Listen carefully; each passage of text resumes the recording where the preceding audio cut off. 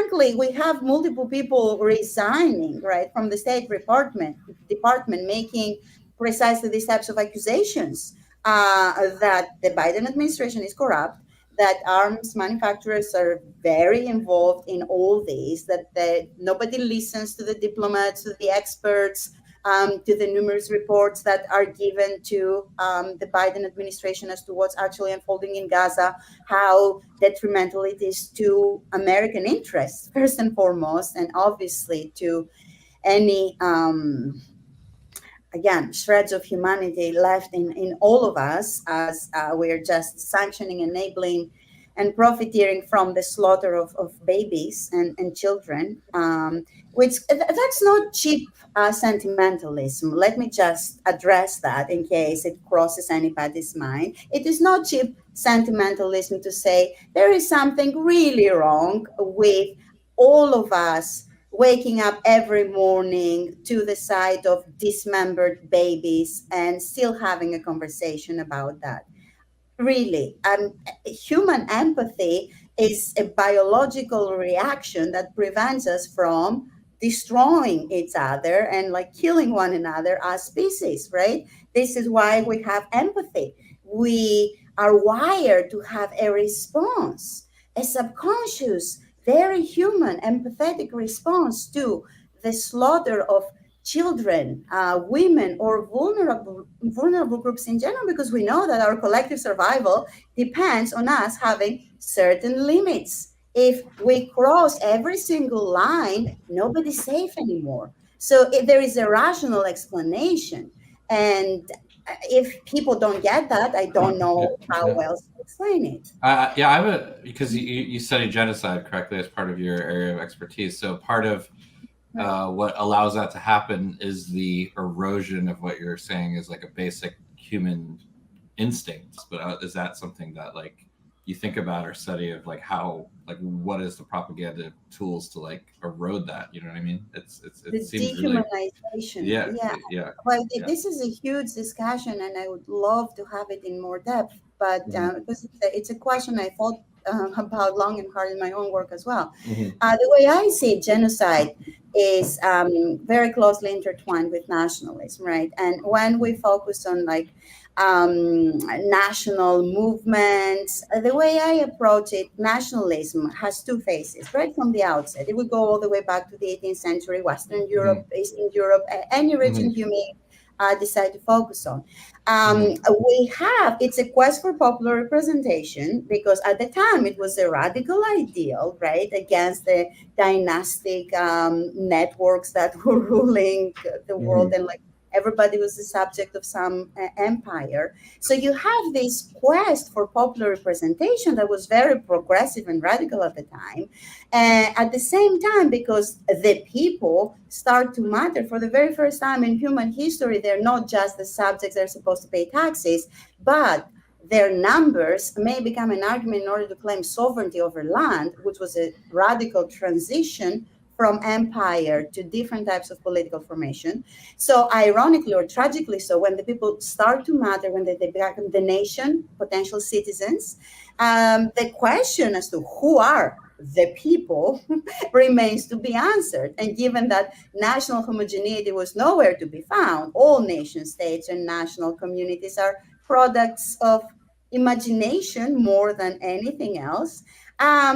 Aside from storytelling, all of them really needed to establish demographic majorities in order to claim sovereignty over land. This is why right from the outset we have like bloodshed, and all types of genocidal conflicts are very closely intertwined with the story of nationalism. And there is emotion involved there and passion that becomes horrendous sometimes, but it stems from the empowerment of people, right? That they become, in a way, empowered to fight for something, to kill and to get killed. I know it sounds bizarre to present that as empowerment, but when people start to matter, tragically so, they become way more involved emotionally in all that.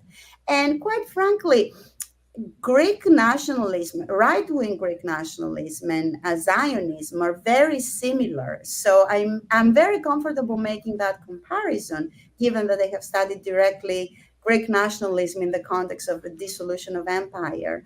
That it becomes an almost sacred quest for meaning other than political representation. We're all looking for something. And this is why Marxism, and I mean, no offense, in my view, it's brilliant to explain something that is so central to the human project, right? Political project, which is the economy, because we all have material needs and we're motivated by that. And it truly captures something brilliant.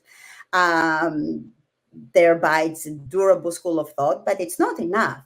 And I think the main problem with Marxism is that it's a very rational explanation of the world, and humans are fundamentally irrational. We're driven by all kinds of instincts and desires and irrational assumptions that we cannot fully perhaps explain, but we know they're there, right? If you try to explain humans as rational decision makers, then nothing that happens in the world, like very few things can be explained, given that almost all of our decisions are inspired by things other than a 100% rational thought process. Would you agree with that? That so much of what we are is irrational, and it's an expression of so many subconscious urges. And one of them is this quest to belong, or the need to belong with something, right? And it becomes very strong when people are told, you're not a subject anymore, you're a citizen, you claim sovereignty over land,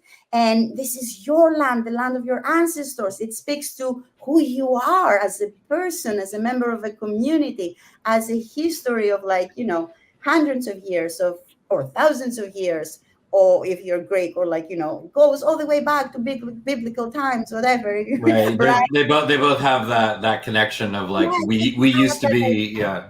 it's Yeah. almost like Yeah. we need the occult to identify with in order to exist in the material world. And this is the definition of an irrational approach to self-determination. But so much of it's irrational, it's emotional and sentimental. So I would say that genocide is closely intertwined with nationalism across the board, because it's emotional, it's a struggle to the death for demographic dominance, right? And empowerment comes from that. We often have this discussion about, like, who has the right to exist. Nobody really has the right to exist, if you think about it. Like, the whole principle of self-determination, it does not apply, because there are many nations that were never given, like the Kurdish nation did not exist. Why? Right, to this day we're still debating that. Why isn't there truly independent Scotland, or what happened with Ireland and all that, or Catalonia? And I'm focusing on Western Europe to show that it's across the board, because we have this assumption that, backward communities or regions do not get nationalism because it's a West. I mean, really, two worlds suggest otherwise, given the carnage and massacre there, and how messed up these identities were, and the diversity, right? The demographic diversity that was to be decided through genocide. So what I'm trying to say is that who became a nation state and who didn't was a success story for some, and it had very little to do with who was rightfully a nation state and who wasn't. Some of it was storytelling, some of it was just winning wars, some of it was just being more successful in, like, killing the uncomfortable minorities and establishing sovereignty, the historical timing, the broader alliances, right? It was nation states emerged at the conjuncture of so many different processes that some made it, some didn't. So, of course, Israel has the right to exist, and Palestine has the right to exist. Everybody, theoretically speaking, has the right to exist. The bottom line is that, what does it take? And if Palestine was erased from the map successfully in the late 19th century, early 20th century, we wouldn't be having this discussion, right? It would be just yet another sad story of an identity that disappeared. And we would be very comfortable talking about it on campus with the leftist academics and giving speeches about how if you think I'm passive aggressive, could start yes, like how we hate start Knesset meetings with land acknowledgements, because it wouldn't threaten anybody. Right, exactly. That's what we do. And but unfortunately for us, like the Palestinians just refused to disappear, and for all kinds of reasons, they survived in the 21st century. And now for Israel to exist the way they define themselves at this point, they just have to kill 7 million people live on social media, right? It came to that point, if you think about it. Yeah. So I mean, I would say that if we're talking about, enforceable rights, of course, then obviously, you're right. I mean, if you, even if you're talking about, abstract moral rights, I would say that nation states don't have rights to exist. Individual people, right, have rights, but I don't know, I don't think that, like, I don't know, like, did Czechoslovakia have a right to exist that was violated when it broke up? Did the Kingdom of Two Sicilies have a right to exist that, the existence of Italy violates? Nation states kind of come and go, but I mean, like, what would justify that, if anything, would be its impact on the actual people who live there. And I guess maybe going back to your your comment earlier about Marxism and sort of human irrationality and subconscious drives and all that stuff. I think there's no doubt whatsoever that lots of things that lots of people do are motivated by things like desire for meaning, etc.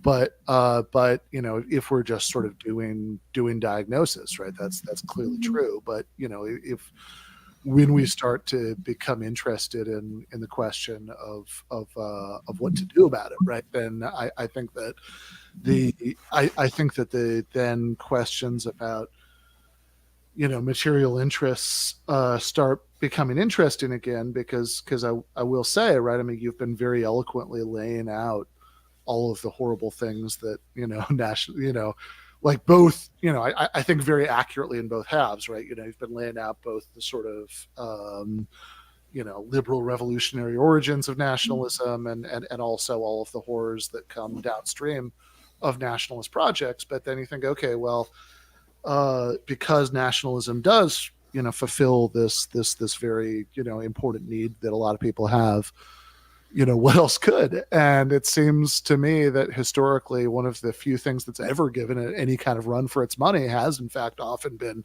some kind of, universalist or internationalist socialist project that people can, get excited about in a different way, right? And you have, obviously we can have a discussion about why that project is, went into eclipse in so many places and, in so many ways, right? But I mean, that's something that, that's something that did actually drive a lot of people at one point, right? Like, and I think that you probably do, even on that level of sort of psychological need for meaning that you're talking about, you probably do need something, right? Like like some kind of like larger project outside of oneself that, can give people meaning if you want to be in competition with nationalism. And so, it's obviously there's no guarantee because history turned out the way it did. And, we've seen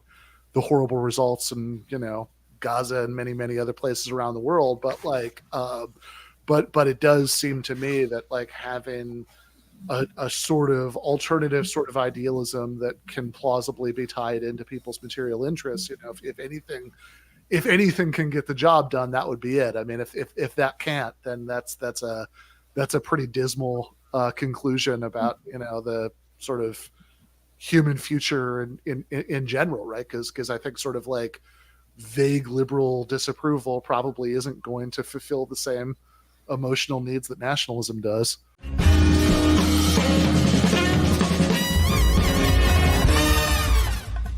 You have been watching free public content from Give Them an Argument.